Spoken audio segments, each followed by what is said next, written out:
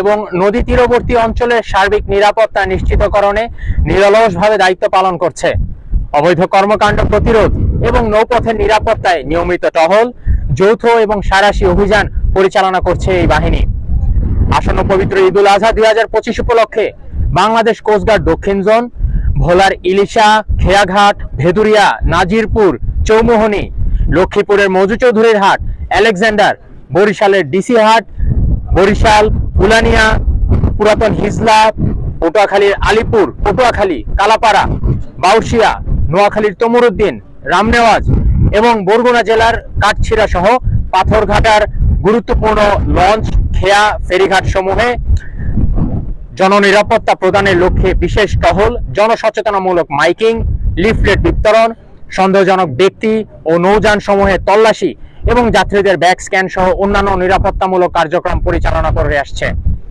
দুষ্কৃতকারীরা যেন কোনো ধরনের নাশকতামূলক কর্মকাণ্ড সংগঠিত করতে না পারে তার জন্য সদা তৎপর রয়েছে কোস্টগার্ডের প্রতিটি সদস্য, যার মাধ্যমে যাত্রীদের নৌযাত্রা নিরাপদ থাকবে বলে আশা করা যায়।